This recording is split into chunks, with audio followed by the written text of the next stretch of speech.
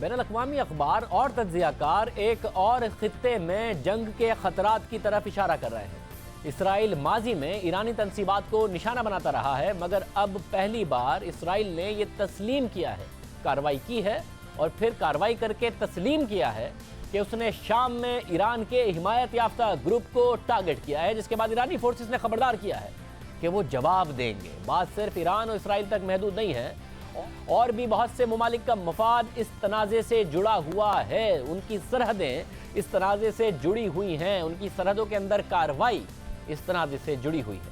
اسرائیل کا دعویٰ ہے کہ ایران نے کئی ممالک میں اپنا نیٹ ورک بنا لیا ہے۔ یمن میں وہ حوثی باغیوں کی حمایت کر رہا ہے، عراق میں ایران کی حامی مسلح ملیشیا موجود ہے، جبکہ شام میں حکومتی فوج ہی ایران کے زیر اثر ہے۔ وہاں ایرانی گروپ قدس فورس اور حزب اللہ بھی فعال ہے۔ اس کے علاوہ لبنان میں حزب اللہ پہلے ہی ایران کی حمایت سے سرگرم ہے۔ ساتھ ہی فلسطین میں ایران کے حامی گروپ بھی کام کر رہے ہیں، یعنی اسرائیل یہ الزام لگا رہا ہے کہ ایران نے اس کے پڑوسی ممالک میں اپنا نیٹ ورک بنا لیا ہے اور بنا کر مضبوط کر لیا ہے اور اب وہاں گروپوں کو مسلح کر رہا ہے۔ اسرائیل نے الزام لگایا ہے کہ ایران سے عراق اور پھر وہاں سے شام اور پھر شام سے لبنان اسلحے کی منتقلی ہو رہی ہے۔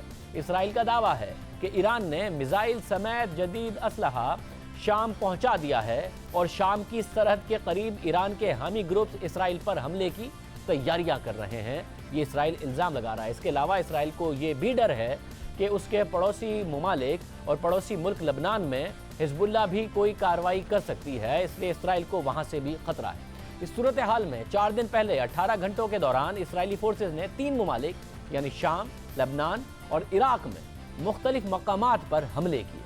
امریکی میڈیا کے مطابق شام میں ہونے والے حملے میں ایران کے تربیت یافتہ فوجی مارے گئے۔ لبنان میں اسرائیلی ڈرون نے حزب اللہ کے دفتر کو نشانہ بنایا۔ بعد میں لبنانی فورسز نے اپنی فضائی حدود کی خلاف ورزی پر اسرائیلی ڈرون کو مار گرانے کا دعویٰ کیا، جبکہ عراق میں بھی ایران کے حامی کمانڈر کو مارنے کا دعویٰ کیا گیا ہے۔ یہ عراق میں اسرائیل کی پہلی کارروائی نہیں ہے، اس سے پہلے گزشتہ ماہ 19 جولائی کو بھی عراق میں ایک کارروائی ہوئی تھی اور یہ کارروائی بھی اسرائیل نے ہی کی تھی، مگر اس کارروائی کو تسلیم نہیں کیا تھا۔ اس کے علاوہ دیگر کچھ کارروائیاں اسرائیل سے جوڑی گئیں، مگر اسرائیل نے انہیں بھی تسلیم نہیں کیا تھا، مگر اب پہلی بار تسلیم کیا ہے۔ شام میں ہونے والی کارروائی اس لحاظ سے بھی اہم ہے کہ 2011 میں شام میں خانہ جنگی شروع ہونے کے بعد سے اسرائیل نے شام پر سینکڑوں حملے کیے۔ صرف 2017 سے اب تک 200 سے زائد حملے کیے گئے تاکہ ایران کو شام میں قدم جمانے سے روکا جا سکے، جو کہ اسرائیل کا دعویٰ تھا، مگر اسرائیل نے کبھی ان کارروائیوں کو تسلیم نہیں کیا تھا بلکہ ان سے انکار کرتا رہا تھا۔ مگر ہفتے کو ہونے والی کارروائی کو اسرائیلی حکام نے تسلیم کیا اور دعویٰ کیا کہ ایران اسرائیل کے خلاف تباہ کن حملہ کرنے والا تھا، اس لیے اس حملے سے پہلے ہی اسرائیل نے کارروائی کر کے اس حملے کو ناکام بنا دیا۔ اسرائیل کے فوجی ترجمان نے بیان جاری کیا کہ دمشق کے جنوب مشرق میں ایران کی قدس فورس کو نشانہ بنایا گیا۔ اس کے علاوہ اسرائیلی وزیر اعظم نتن یاہو نے کہا کہ اگر کوئی آپ کو مارنے آ رہا ہو تو آپ جلدی سے اسے مار دیں۔ ہمیں اطلاع ملی تھی کہ ایران کی فورس کے اہلکار شام کے سرحدی علاقے میں اسرائیلیوں پر حملہ کرنے والے ہیں، ہم نے بڑا فیصلہ کیا، حملہ کرنے سے پہلے ہی انہیں نشانہ بنا دیا۔ جواب میں ایران کی قدس فورس کے سربراہ جنرل قاسم سلیمانی نے کہا کہ یہ اسرائیلی حکومت کی آخری کوشش ثابت ہوگی۔ امریکہ نے شام میں اسرائیلی حملے کی حمایت کی ہے اور کہا ہے کہ اسرائیل کو سیلف ڈیفنس کا حق حاصل ہے، یعنی جو اسرائیلی وزیر اعظم نے اپنا بیان دیا کہ ہم نے سیلف ڈیفنس میں کیا، ہم پر حملہ ہونے والا تھا، امریکہ نے اس کو درست مانتے ہوئے یہ کہہ دیا کہ سیلف ڈیفنس کا اسرائیل کو حق حاصل ہے۔ اس کے علاوہ اسرائیلی حملے پر لبنانی حکومت کا سخت رد عمل سامنے آیا ہے۔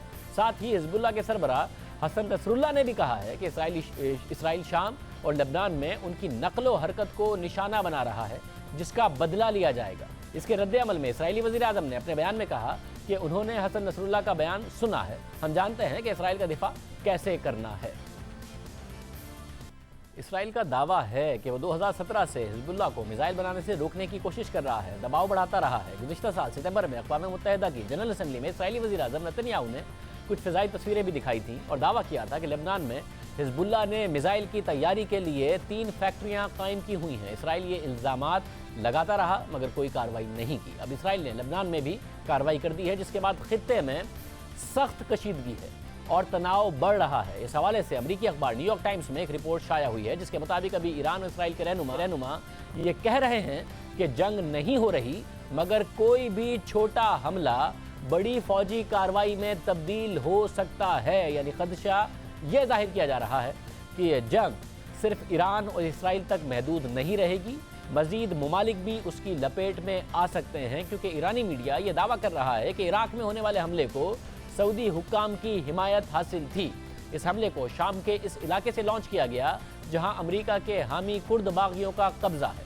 सबसे अहम बात यह है कि ईरानी मीडिया का दावा है कि बहरीन के वजीर खारजा ने इसराइली हमले की हिमायत की है और उन्होंने ट्वीट किया है कि ईरान ने अपनी फौज, लेबनानी जमात, इराकी मिलिशिया, यमन के हौसियों और दीगर के जरिए हमारे खिलाफ ऐलान जंग कर दिया है। इसलिए जिसने भी असलहे की सप्लाई को निशाना बनाया है उसे कसूरवार करार नहीं दिया जा सकता। ये तो सेल्फ डिफेंस है। बहरीन के वजीर खारजा के इस बयान की इराक की वजारत खारजा ने मजम्मत की और कहा कि इसराइल ने जिस यूनिट को निशाना बनाया उसने दहशतगर्दी के खिलाफ जंग में हमारी बहुत मदद की। बहरीन के हवाले से ईरानी मीडिया का कहना है कि उसके इसराइल के साथ खुफिया राब्ते हैं और बहरीन ने इस हमले में इसराइल की मदद की थी।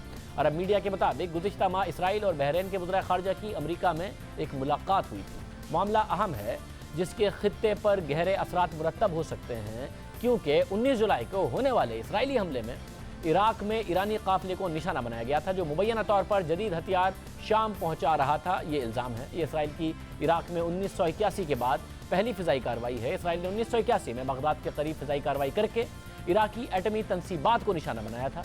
7 जून 81 को इसराइली तैयारों ने इराक के दारुल हुकूमत बगदाद से 17 किलोमीटर दूर एक ज़ेरे तामीर इमारत को निशाना बनाया। इस हमले में 10 इराकी फौजी और एक फ्रांसीसी शहरी मारा गया था।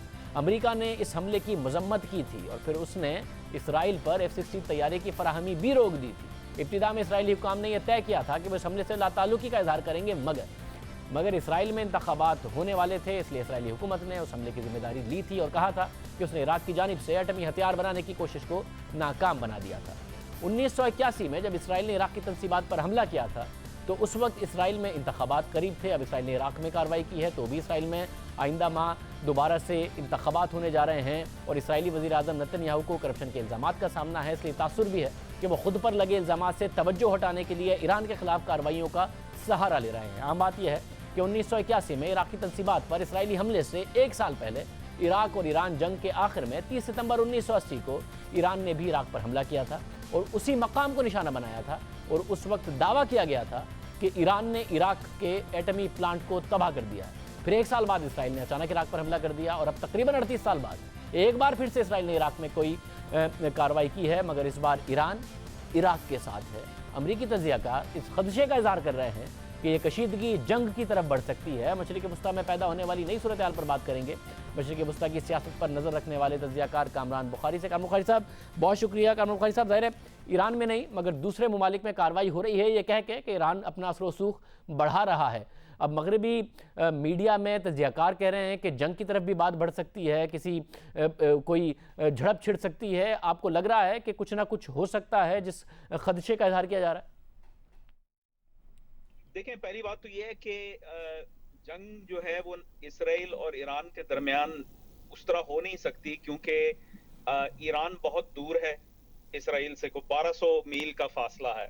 तो उसमें बाज़ाब्ता तौर पे दोनों मुल्कों के दरमियान जो कन्वेंशनल वॉर है वो नहीं हो सकती। हाँ, ये है लबनान, शाम और इराक के अंदर जो है वो कार्रवाई और जवाबी कार्रवाई वो एस्केलेट कर सकते हैं। अगर हम उसको जंग कहना चाहेंगे तो ठीक है, लेकिन वो जो एक कन्वेंशनल तसव्वुर है जंग का, वो इसराइल और ईरान के दरमियान जो है वो हो नहीं सकता, क्योंकि फासला बहुत दूर है और दोनों मुल्कों की कैपेबिलिटीज जो हैं वो ऐसी नहीं है कि वो इस तरह की जो है जंग लड़ सकें। इसराइल के पास जो है वो एयर स्ट्राइक कैपेबिलिटी के लिए उसको मिड एयर रिफ्यूलिंग की जरूरत होगी, जो कि एक तो जो अरब ममालिक हैं उनको इजाजत देनी पड़ेगी अपनी एयर स्पेस के ऊपर। दूसरा, उनको अमेरिका की मदद की जरूरत होगी एयर रिफ्यूलिंग के लिए। इसी तरीके से ईरान जो है उसका इंटेलिजेंस नेटवर्क और मिलिशिया नेटवर्क तो फैला हुआ है पूरे खित्ते के अंदर, लेकिन कन्वेंशनल मिलिट्री कैपेबिलिटी नहीं है। हाँ, जो है उनकी कुछ मिसाइल की कैपेबिलिटी है और वो भी अनटेस्टेड है।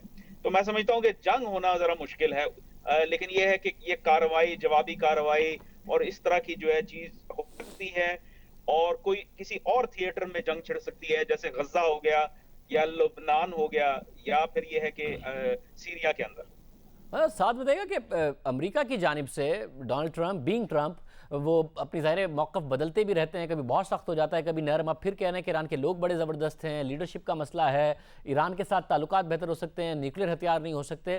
وہ مکس سگنلز دیتے رہتے ہیں. اب اس حملے کی بھی انہوں نے حمایت کی ہے امریکہ نے کہ جی سیلف ڈیفنس میں کیا. آپ کو لگتا ہے کہیں سے امریکہ برف پگھلا سکتا ہے، یا امریکہ نہیں ہے اس پوزیشن میں جو ان کی بڑی اسرائیل کے لیے سپورٹ ہے، یا ایران کے حوالے سے پوزیشن ہے؟